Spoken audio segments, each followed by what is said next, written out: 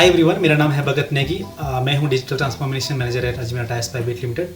Ajmera tyre is a tyres and service steel company based in Nagpur. We are present in Nagpur, Pune and Amravati. Basics के इस series में हम tyre के अलग अलग टॉपिक को कवर कर रहे हैं। लास्ट एपिसोड में हमने कवर किया कि टायर के क्या क्या इमोशंस हैं या फिर टायर को किस तरीके से टायर सेफ्टी के पॉइंट पे हमने बात की। और सेकेंड हमने बात की कि आप जब टायर परचेज कर रहे हो तो आपको कौन कौन सी बात ध्यान में रखनी चाहिए। इस टॉपिक में हम कवर कर रहे हैं वारंटी एंड क्लेम। क्लेम बहुत ही बड़ा टॉपिक है। वारंटी होगा तभी क्लेम हो पाएगा, इसलिए हम पहले वारंटी की बात करते हैं।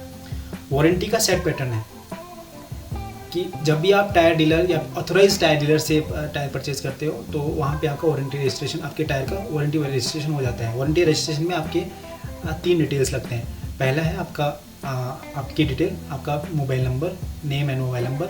उसके बाद व्हीकल की डिटेल, व्हीकल का नंबर और टायर का डिटेल, जो भी वो टायर डिटेल रिक्वायर्ड रहता है वो टायर डीलर आपका भर देता है। विदाउट वारंटी रजिस्ट्रेशन ये पॉसिबल ही नहीं है कि आप उसका क्लेम कर पाएंगे।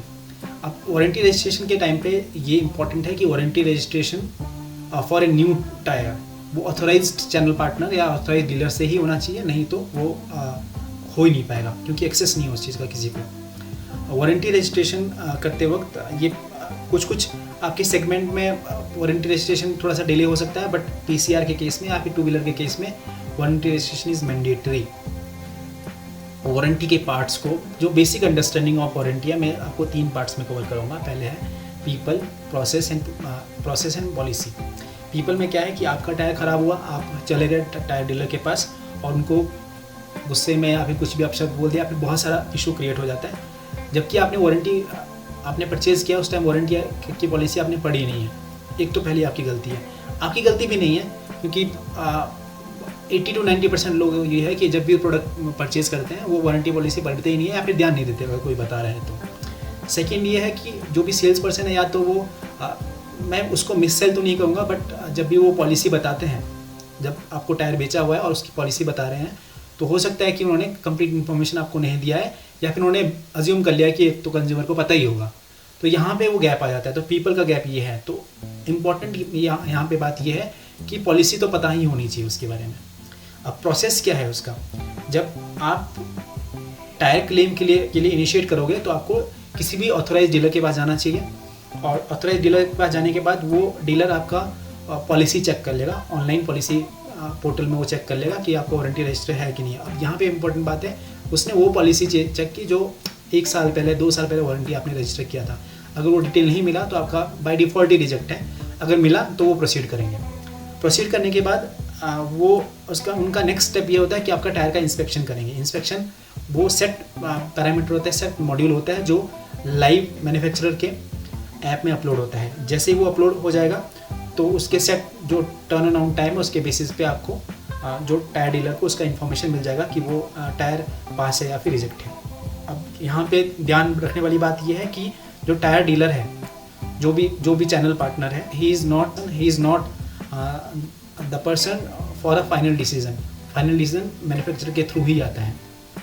तो गुडविल जेस्चर में कभी कभी वो टायर आपको कंपनसेट करके प्रोवाइड कर सकते हैं, but most of the case जो फाइनल डिसीजन होता है वो कंपनी का ही होता है।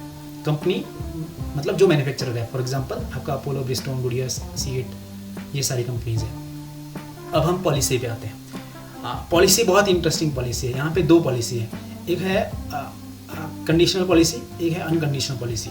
कंडीशनल पॉलिसी को हम ये भी बोलते हैं आपका मैन्युफैक्चरिंग वारंटी।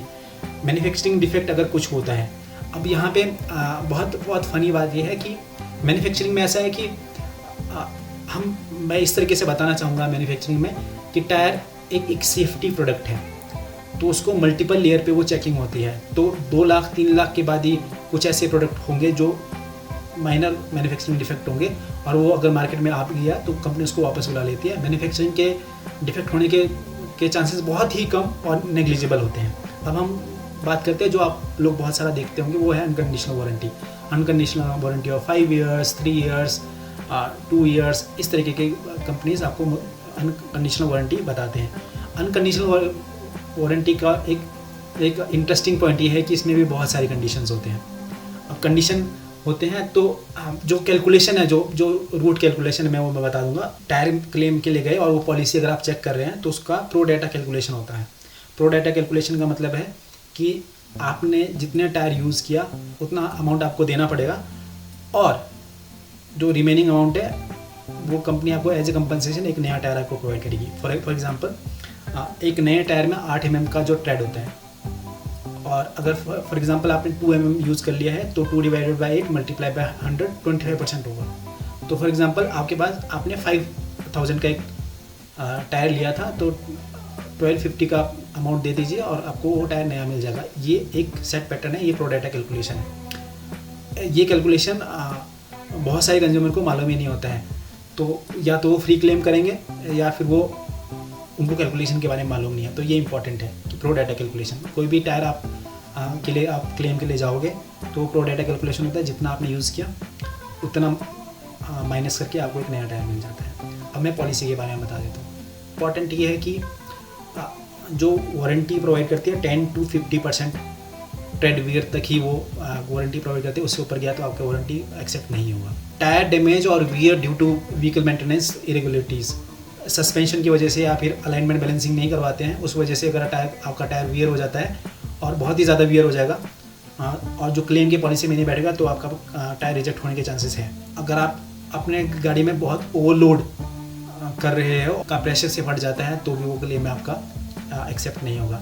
टायर अगर डैमेज हो जाता है ड्यू टू फायर और कोई क्लाइमेट कंडीशन में भी, तो भी वो आपके पॉलिसी में कवर नहीं होता है।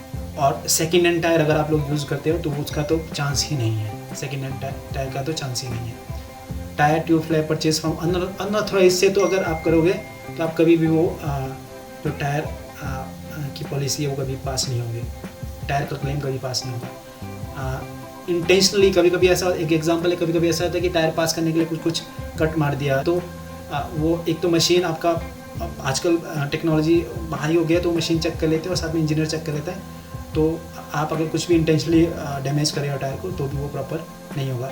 हो सकता है कि कुछ क्लेम सेटलमेंट के लिए आपने कुछ भी इंटेंशनली कुछ भी डैमेज कर दिया। अगर इम्प्रॉपर रिपेयर करें, अगर आप सादा पंचर करवा रहे हैं, किसी लोकल शॉप से पंचर करवा रहे हैं और फिर बाद में अगर आप गए हैं कि मुझे क्लेम करवाना है, तो भी वो क्लेम पास नहीं होगा।